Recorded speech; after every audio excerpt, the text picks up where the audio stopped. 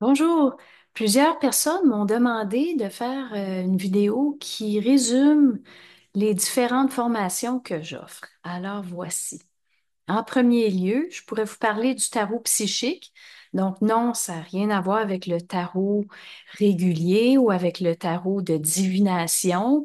Ça n'a rien à voir avec les pratiques involutives, hein. Une forme, c'est une forme. Après, comment est-ce qu'on utilise cette forme-là? C'est ça qui est important. De la même façon qu'on pourrait dire, bon, ben, un événement, il est ni bon ni mal. L'important, c'est de savoir comment est-ce qu'on gère l'événement. Alors, c'est la même chose avec le tarot. On va sortir des anciennes prémices de tarot, puis on va utiliser la forme des cartes d'une nouvelle façon qui va nous permettre de vivre un échange avec notre esprit. Autrement dit, l'ego va apprendre à verbaliser la vibration de son esprit à travers les cartes. La grosse difficulté, en général, c'est qu'il y a beaucoup de gens qui veulent parler à leur esprit, puis ils veulent que leur esprit leur parle, mais on dirait qu'on ne parle pas le même langage. Ben, c'est vraiment ça qui se passe. L'ego n'est pas habitué à parler le langage de l'esprit ou à exprimer des choses via le langage de l'esprit. Il est pris dans son mental inférieur. Donc, via le tarot, nous allons vraiment apprendre toutes les façons que l'esprit travaille avec l'ego. On va verbaliser les différentes vibrations des, euh, des jeux entre l'ego et l'esprit, entre l'esprit et l'ego. Alors, c'est vraiment ce qu'on va faire là en tarot. Alors, on va apprendre à parler à l'esprit, on va aller chercher les réponses à ce qu'on a besoin de savoir via les cartes, mais c'est pas la carte qui est importante, c'est ce que l'esprit essaie de me dire derrière la carte. Alors voilà pour le tarot. La guématrie, qu'est-ce que c'est? C'est la science de la psyché humaine. En ce qui me concerne, tous les psychologues devraient avoir accès à cette science-là, tous les psychiatres devraient avoir accès à cette science, les conseillers en orientation, les parents, mais aussi, je dirais, et surtout, les gens qui s'intéressent à la conscience humaine et qui sont dans un processus de conscientisation. Pourquoi? Mais parce que quand on intègre les vibrations de notre plan de vie, nous pouvons intégrer aussi les sept alephes, donc liés à la réalisation de notre être. Alors, la guématrie, ça va vraiment nous donner une idée, un aperçu, je dirais très précis, une carte précise, si on veut le dire ainsi, de qui on est, puis qu'est-ce qui nous reste à apprendre puis à intégrer. Alors, on va vraiment aller en profondeur dans toutes les vibrations de notre plan de vie, puis on va voir qu'est-ce qu'on peut faire pour aller au-delà de. Parce qu'une programmation, ben, on n'en sort pas dans le sens que la programmation est là. Par contre, on peut utiliser notre programmation de manière involutive, on tombe dans les pièges, ou bien on va l'utiliser de manière à grandir en conscience. Donc, de vraiment profiter de ce qui est là. Donc, pourquoi qu'on a quelque chose dans notre plan de vie? Ben, c'est pour qu'on puisse évoluer, c'est pour qu'on puisse grandir en conscience, donc pour pouvoir évoluer psychiquement. Alors, on va vraiment utiliser ce qui est là pour grandir, pour se comprendre et évidemment aussi pour comprendre l'autre. Quelle formation que j'offre aussi? Bon, j'ai la formation de soins énergétiques. Il y a soins niveau 1, niveau 2. Je trouve que c'est une formation importante parce que c'est beau parler de conscience, hein? C'est beau parler de surmental, de supramental, mais on habite quand même un véhicule. Le véhicule, c'est l'aspect yin de la conscience qui est l'aspect yang. Mais ça fonctionne ensemble, tout ça. Alors, qu'est-ce qui se passe? Ben, si on avance beaucoup en conscience, ben, nos corps vont devoir suivre, vont devoir évoluer.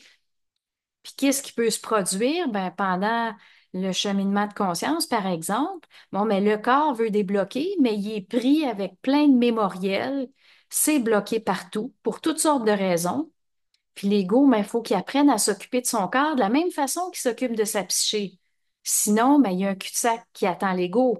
Il ne pourra pas avancer plus en conscience parce qu'il va être limité par ses corps.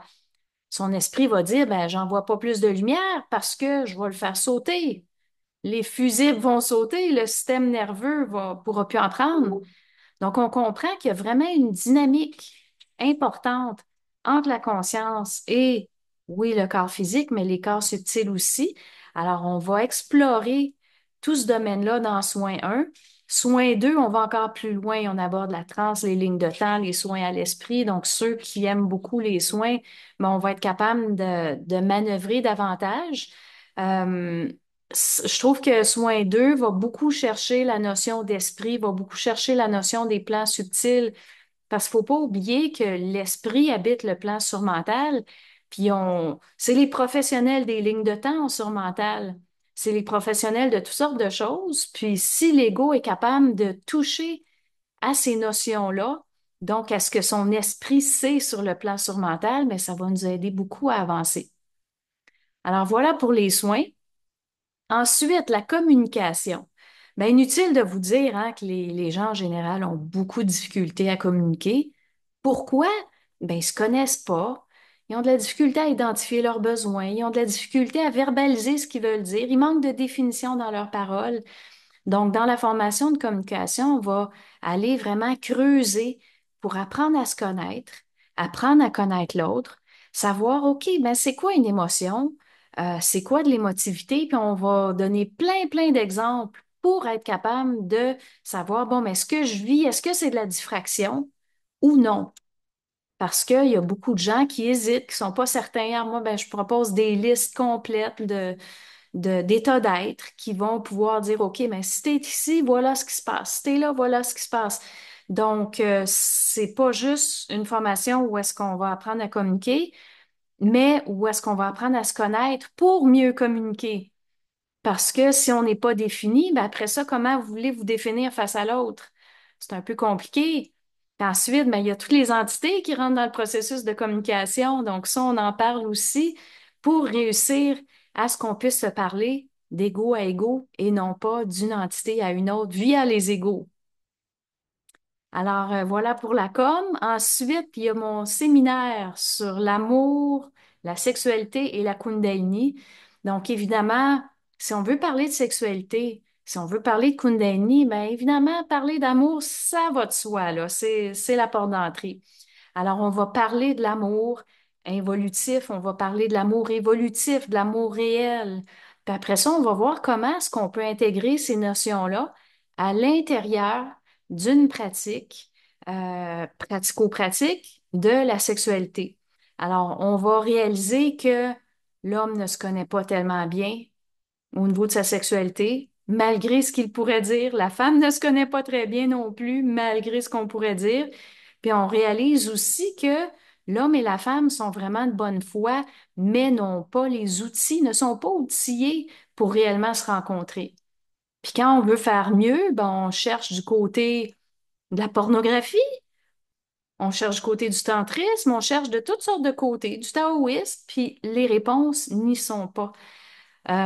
Donc, j'ai vraiment monté cette formation-là pour extraire le réel de ce qui se passe dans la sexualité de l'homme et de la femme, puis quoi faire pour vivre cette sexualité-là de manière beaucoup plus saine, beaucoup plus expansive, où est-ce qu'il n'y aura pas des entités qui vont s'infiltrer dans la relation.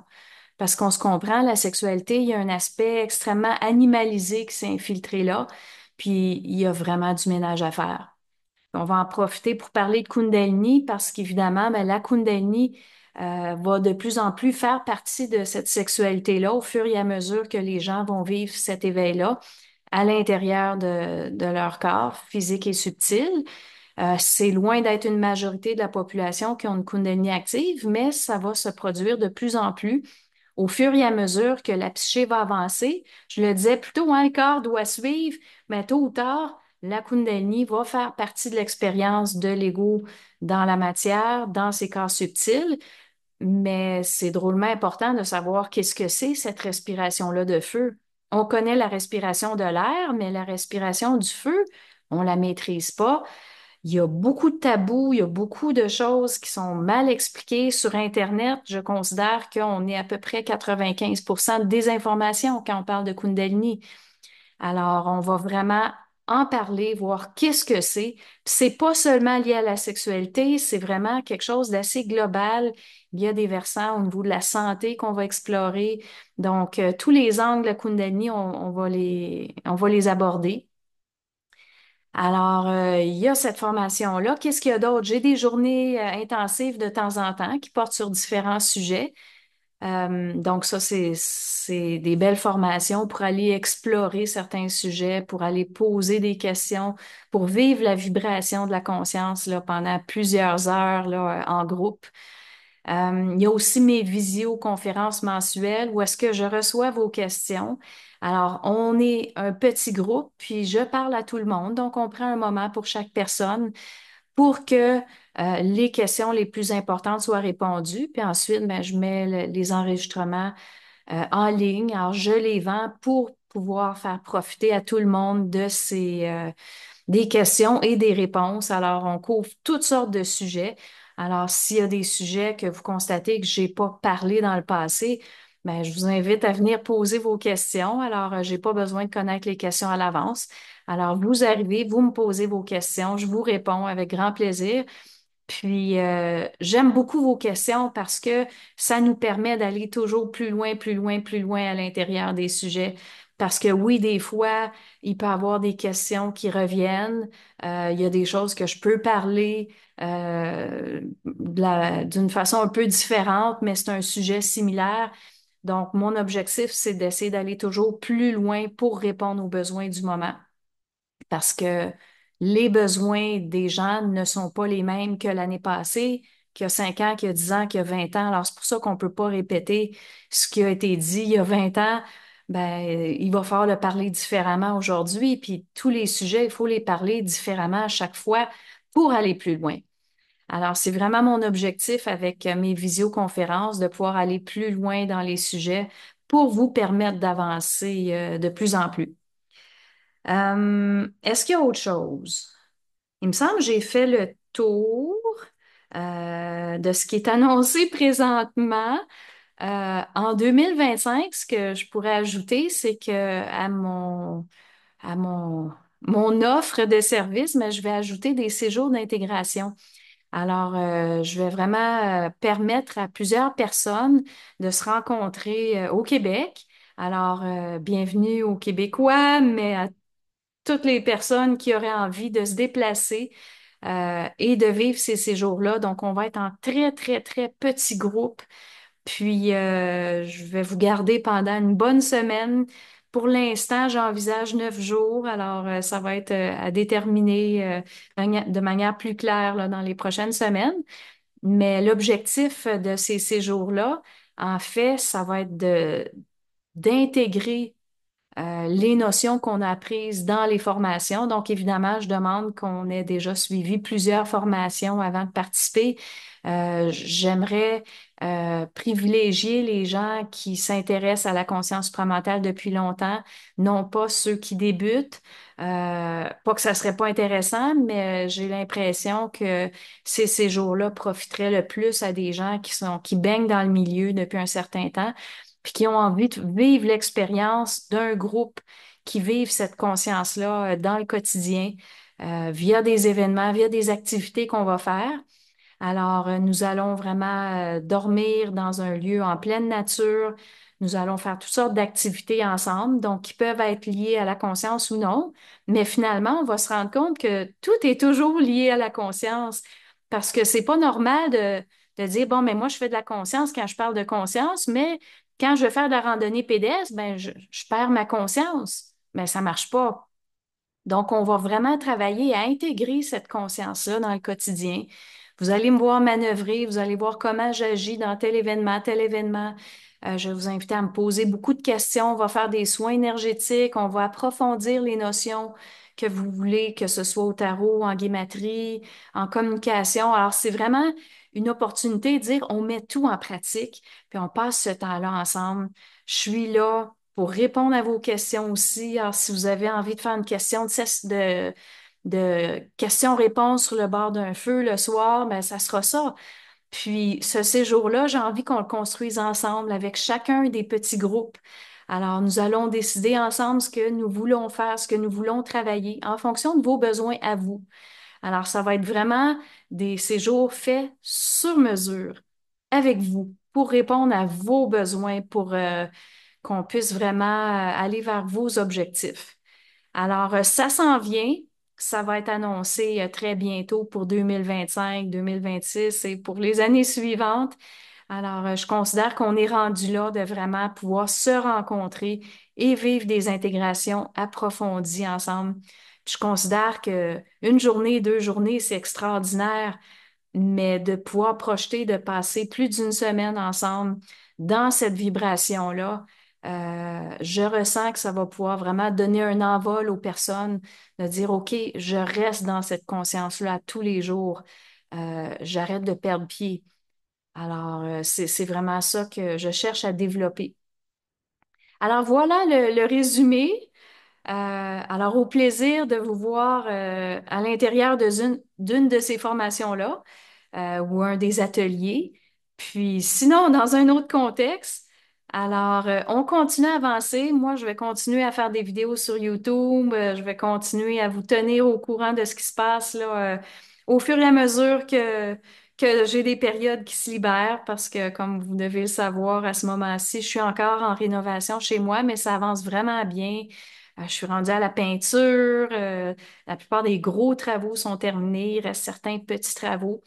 Alors, je tente de rester à l'affût de vos besoins parce que je sais qu'il y en a beaucoup. Puis, il y a quand même toutes sortes de choses qui se passent, hein. On peut avoir des tensions au niveau de la santé, il peut y avoir des tensions au niveau des finances, il va y avoir des tensions dans toutes sortes de domaines. Puis, ça va être important de profiter de ces moments-là où est-ce que vous vivez des tensions pour grandir en conscience. Donc, on va tranquillement arrêter de mettre toute la valeur à notre vie matérielle au niveau de la forme, puis dire c'est bien, c'est mal. Puis on va utiliser la forme, on va utiliser l'événement pour grandir en conscience.